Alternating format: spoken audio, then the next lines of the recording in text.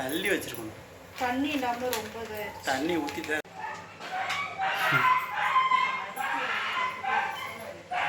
Hi friends, இன்னைக்கு ஒரு sweet தான் பார்க்க போறீங்க. என்ன ஸ்வீட்னா உங்களுக்கே தெரியும், குலோப்ஜாம் தான் செய்ய போகிறோம்.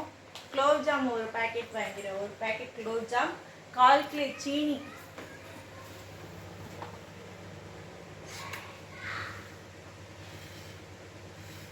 பால் காஞ்சிருச்சு, 1/4 கிலோ சீனி, அதில் 3 ஏலக்காய் போட்டு அந்த சிரப்பு செஞ்சுருக்கேன். போதும், 1/4 கிலோ சீனி போதும் ஒரு பேக்கெட்டுக்கு. இதை வந்துட்டு நம்ம நல்லா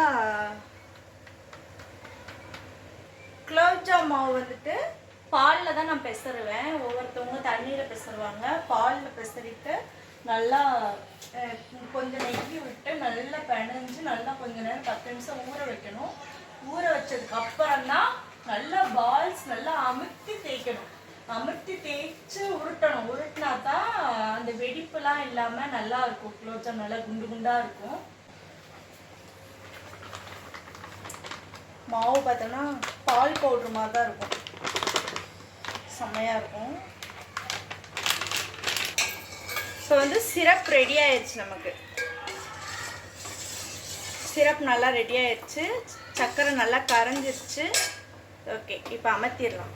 குலோப்ஜாம் நம்ம வந்து நல்லா பொரிச்சு எடுத்து போடுற டைமில் வந்துட்டு இதை நம்ம சிம்மில் வச்சுட்டு போட்டோம்னா கொஞ்சம் டக்குன்னு ஊறிடும். சூடான குலோப்ஜாம் எவ்வளோ பேத்துக்கு பிடிக்கும்னு சொல்லுங்கள். இப்போ வந்துட்டு பால் காய வச்சுருக்கேன். பால் கொஞ்சம் நல்லா காஞ்சு கொஞ்சம் ஆறுனதுக்கப்புறம் பெருசாடலாம். அப்போ காமிக்கிறேன்.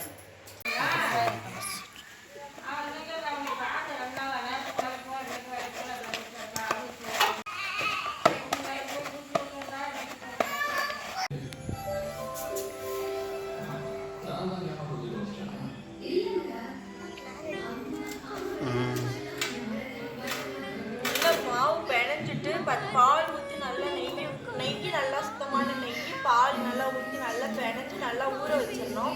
ஒரு 1/2 மணி நேரம் நல்லா ஊறினீங்கன்னா நீங்கள் பிணைஞ்சு வச்சதோட கொஞ்சம் நல்லா ஊறி இருக்கும். நான் இப்போ பிணைஞ்சு முடிச்சு நான் உருட்டி முடிக்க போகிறேன்.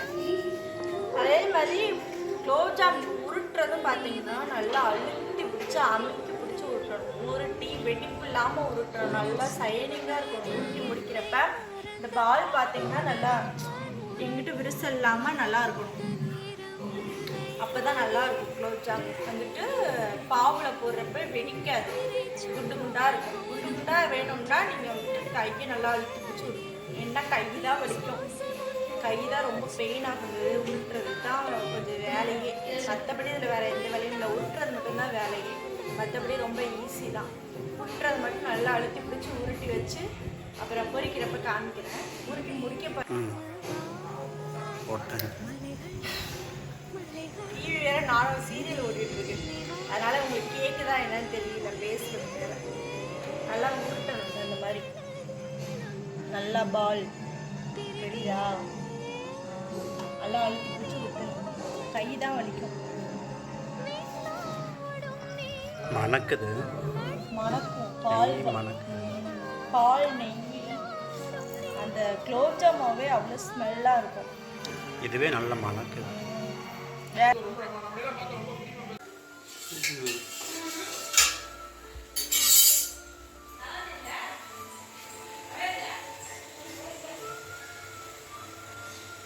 இப்போ நல்லா பால் நல்லா ஊற்றியாச்சு. இப்போ எண்ணெய் காயுது. அடுப்பு ஹீட்டாக இருக்கிறதுனால சும்மா இப்போ வந்து நான் வச்சுருக்கேன். அந்த ஹீட்லேயே வந்துட்டு கொஞ்சம் நல்லா ஊறிடும். இப்போ இதை வந்துட்டு நான் பாவு காய்ச்சபடி தான் வச்சுருக்கேன். அடுப்பு பற்ற வைக்கல. ஏன்னா பக்கத்தில் இட்லி வைக்குது. இந்த சைடு வந்துட்டு குலோப்ஜாம் செய்கிறதுக்கு எண்ணெய் இது பண்ணியிருக்கேன். அதாவது இந்த மாதிரி டிஷ்யூ எடுத்து பிளேட்டில் வச்சுருக்கேன். எண்ணெயை வந்து உறிஞ்சிடும். உறிஞ்சதுக்கப்புறம் அப்புறம் நம்ம வந்து அப்படி எடுத்து போட்டோம்னா சரியாக இருக்கும். இப்போ நல்லா எண்ணெய் காஞ்சிருச்சு.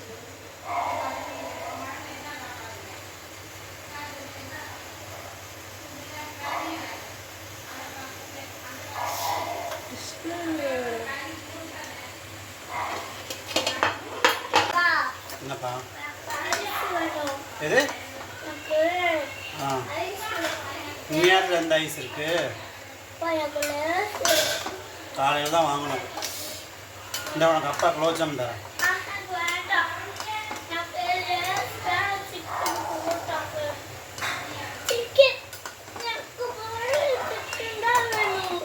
எது?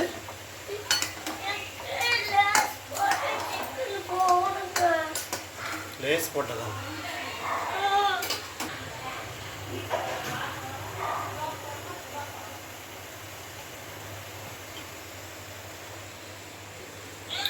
இந்த மாதிரி ரெடியா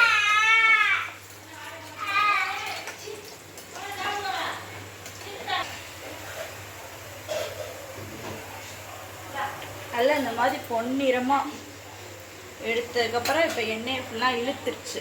இப்போ நம்ம இதில் போட்டுருப்போம். நல்லா ஊறினக்கப்புறம் நல்லா சாப்பிடணும். ஊற ஆமாம், உடனே ஊறிடும். ஏன்னா பாவு சூடாக தானே இருக்குது. அப்படின்றப்ப டக்குன்னு ஊறிடும்.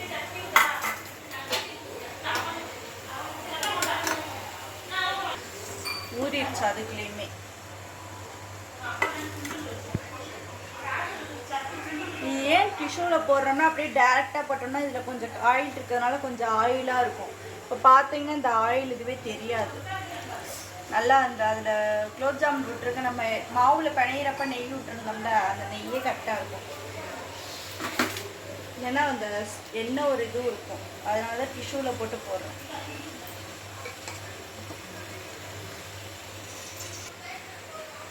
இப்போ தான் உடனே போட்டோம், உடனே ரெடி ஆயிடுச்சு. இந்த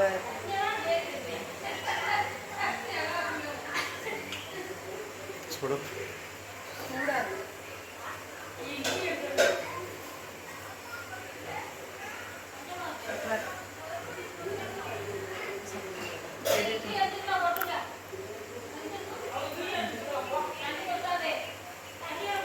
சூப்பராக இருக்கு. உடனே ரெடி ஆயிடுச்சு. நீங்கள் கொஞ்ச நேரத்தில் காலியாக வீட்டில் அடுப்படிக்கே பின்னாடியே செஞ்சுட்டே இருந்தேன் பையன். சூப்பராக இருக்கும்.